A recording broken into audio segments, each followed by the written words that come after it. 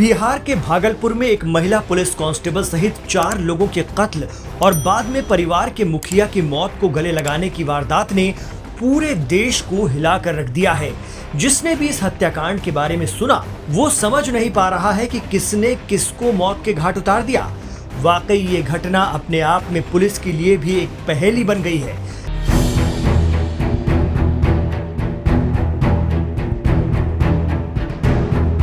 दरअसल भागलपुर के पुलिस सरकारी क्वार्टर में महिला कांस्टेबल नीतू, उनके 2 बच्चों और सास की लाश मिली थी।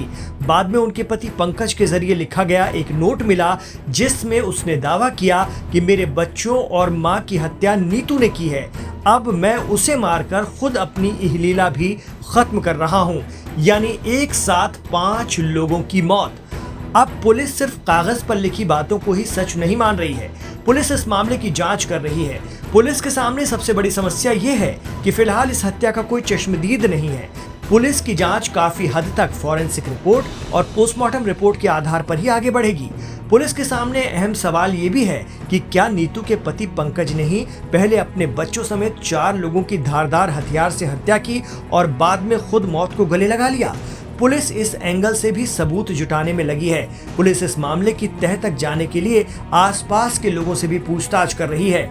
मीडिया रिपोर्ट्स के मुताबिक एक बार के लिए ये मान भी लिया जाए कि पंकज ने ही अपने बच्चों की हत्या की है, पर बड़ा सवाल यह है कि वो अपनी मां को क्यों मारेगा, जबकि उसका अपनी मां से किसी तरह का कोई तनाजा नहीं रहा था।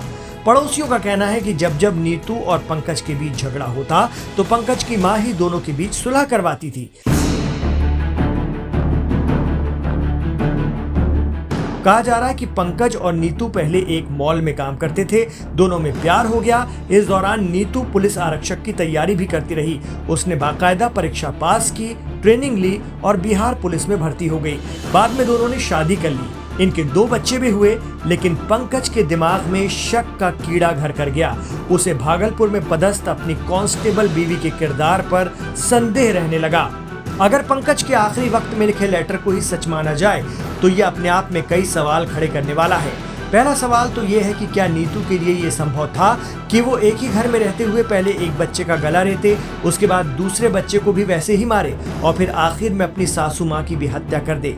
कहीं ऐसा तो नहीं कि जाए वारदात पर नीतू के साथ उस वक्त मौके पर कोई और भी मौजूद था, या फिर पंकज ने ही अपनी बीवी और बच्चों को, यहाँ तक कि अपनी मां को भी मार डाला और फिर अपनी जीवन लीला खत्म करने से पहले 3 हत्याओं की जिम्मेदारी अपनी बीवी नीतू पर डाल दी।